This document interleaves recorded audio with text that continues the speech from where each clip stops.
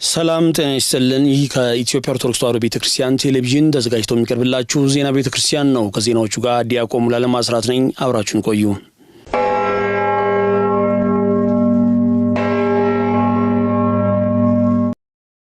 በኢትዮጵያ ኦርቶዶክስ ተዋሕዶ ቤተክርስቲያን መንበረ ፓትርያርክ ጠቅላይ ጽሕፈት ቤት የሰበካ ጉባኤ ማደራጃ መምሪያ የአደባባይ በዓላቶቻችን በዓለ መስቀል፣ በዓለ ጥምቀትና ሌሎችም ስኬትና ተግዳሮቶቻቸው በሚል ርዕስ ጥናታዊ ውይይት አደረገ። መምህር መዝገቡ ጌታቸው ተጨማሪ አላቸው። የኢትዮጵያ ኦርቶዶክስ ተዋሕዶ ቤተክርስቲያን በአደባባይና በአጸደ ቤተክርስቲያን የምታከብራቸው በዓላቶቿ ዘርፈ ብዙ ጥቅም ያላቸው ሲሆን መንፈሳዊና ሀገራዊ ጥቅማቸውም እጅግ የጎሉ ናቸው። በውጭ ዓለም ያሉ ሀገር ጎብኚዎች ወደ ኢትዮጵያ በብዛት ከሚመጡባቸው የጉብኝት መዳረሻ ቦታዎች መሃል የኢትዮጵያ ኦርቶዶክስ ተዋሕዶ ቤተክርስቲያን የላቀውን ስፍራ የምትገኝ ሲሆን ይህም የሀገር ገጽታ ግንባታንና የውጭ ምንዛሬ ገቢን ከፍ ማድረጉ ለሁሉም ኢትዮጵያውያን የጋራ የጎላ ጥቅም አለው። ታዲያ ከቅርብ ጊዜያት ወዲህ ወተቱን ወደው ለላሟ ትኩረት መንፈስ ዝንባሌ እየበዛ በመምጣቱ የቤተክርስቲያኒቱ የአደባባይ በዓላት ችግር ያሳሰበው የኢትዮጵያ ኦርቶዶክስ ተዋሕዶ ቤተክርስቲያን መንበረ ፓትርያርክ ጠቅላይ ጽሕፈት ቤትና የሰበካ ጉባኤ መምሪያ የቅድስት ቤተክርስቲያን የአደባባይ በዓላቶች ስኬትና ተግዳሮት በሚል ርዕስ ግንቦት 3 ቀን 2013 ዓ.ም የአንድ ቀን አውደ ጥናት አድርጎ ሰፊ የችግርና መፍትሄዎች ውይይት ሲደረግ ውሏል። በዚህ ውይይት ላይም ብፁዓን አበው ሊቃነ ጳጳሳት ለችግሩ ምክንያትና መፍትሄ ይሆናሉ ያሏቸውን ሐሳቦች በዚህ መልኩ አቅርበው ነበር። አሁን ያለው ሁኔታ እስካሁን በነበረበት ጊዜያዊ የበዓል ኮሚቴ ተቋቁሞ በዓሉ እስኪያልፍ ድረስ ብቻ የሚሰራ ኮሚቴ ነው። ያውም ደግሞ በሁሉም ቦታ እንደዛም ላይኖር ይችላል።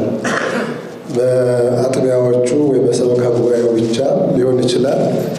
ነገር ግን ያው የኢትዮጵያ ኦርቶዶክስ ተዋሕዶ ቤተክርስቲያን የአደባባይ በዓላት የዓለምን ትኩረት ስለሳቡ በተለይ መስቀልና ጥምቀት በዩኔስኮ ተመዝግበው አሁን የዓለም ቅርስም ሆነዋል።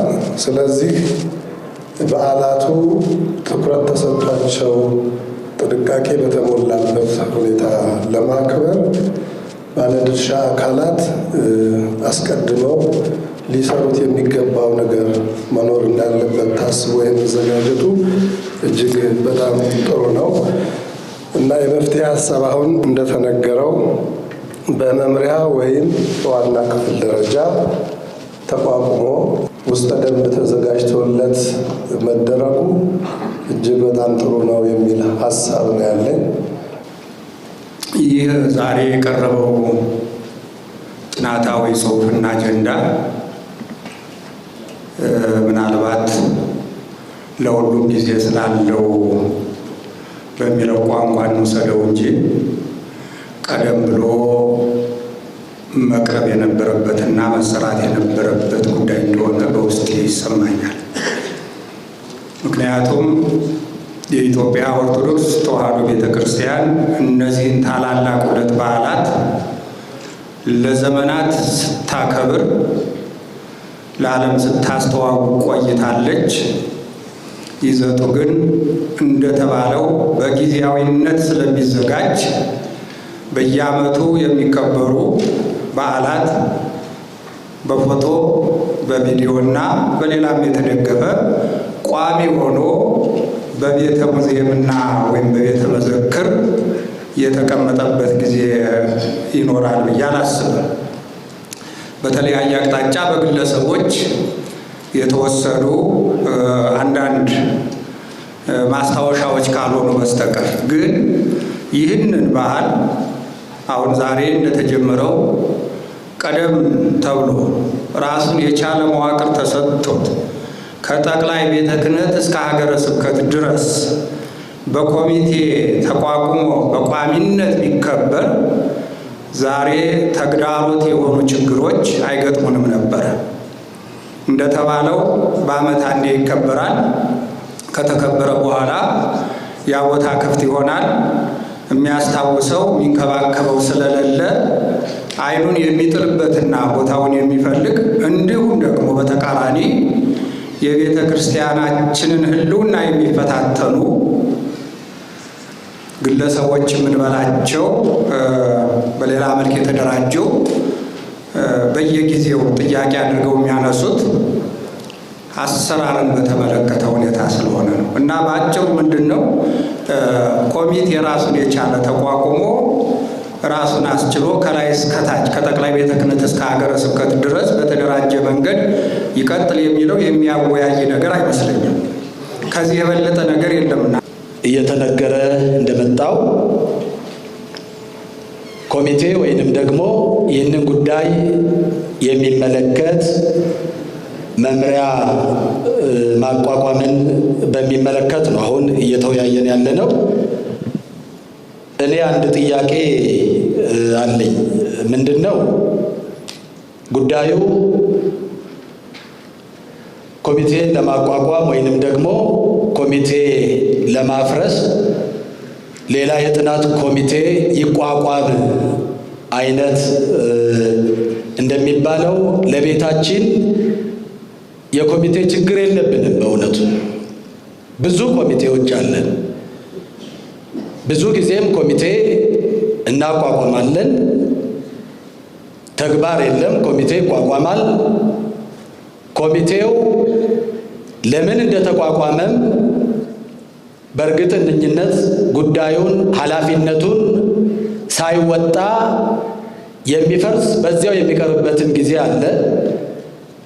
እኔ እንደሚገባኝ እየተነጋገርንበት ያለነው የበዓለ መስቀል የበዓለ ጥምቀት ጉዳይ የቅርስ ጉዳይ ነው። በዓላቶቻችን ቅርሶቻችን ናቸው። የበዓላቶቻችን ስፍራዎች ቅርሶቻችን ናቸው።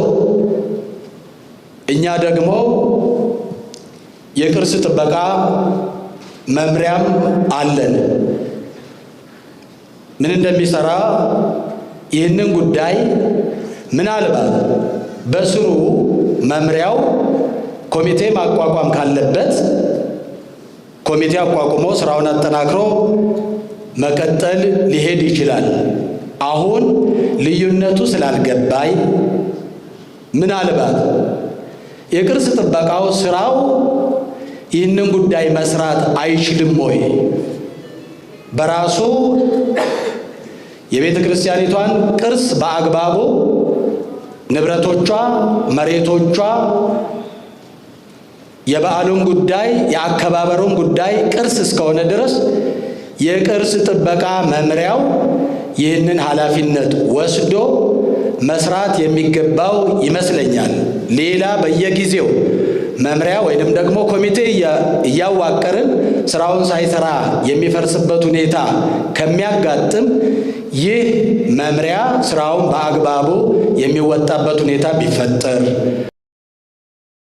በተያያዘ ዜናም በኢትዮጵያ ኦርቶዶክስ ተዋሕዶ ቤተክርስቲያን መንበረ ፓትርያርክ ጠቅላይ ጽሕፈት ቤት የሰበካ ጉባኤ ማደራጃ መምሪያ አማካኝነት በተዘጋጀው መርሃ ግብር ላይ ብፁዕ አቡነ ያሬድ የጠቅላይ ቤተ ክህነት ዋና ስራ አስኪያጅ፣ የአርሲ ሀገረ ስብከትና የሰበካ ጉባኤ ማደራጃ መምሪያ ሊቀ ጳጳስ የመክፈቻ ንግግር አድርገዋል።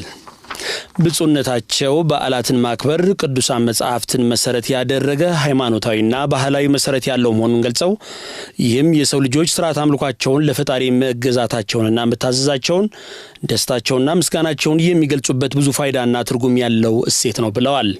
የሰው ልጅ ከተፈጠረ ጊዜ ጀምሮ በየዘመናቱ እንደየሀገሩ ባህልና ቋንቋ፣ እምነት፣ የአኗኗር ዘይቤ በዓላትን ሲያከብር ኑሯል።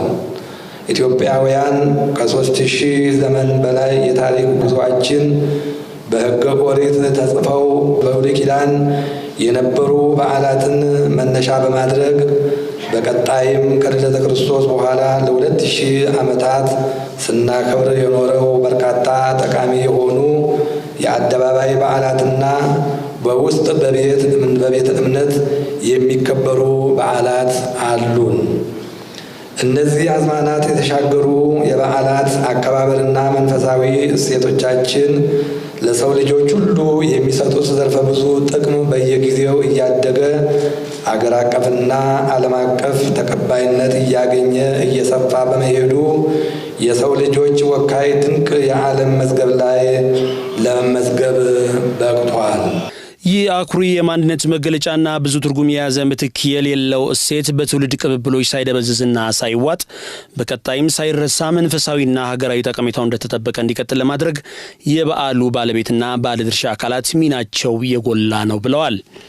የአደባባይ በዓላት የሆኑት በዓለ መስቀልና በዓለ ጥምቀት ዛሬ ላለው ትውልድ የሚሰጡትን ጥቅም በስኬት እየገጠማቸው ያለውን ችግር በሚገባ አይቶና ለይቶ ውጤታማ ስራ ለመስራት መነጋገር፣ መደማመጥና መወያየት አስፈላጊ መሆኑንም አክለው ገልጸዋል።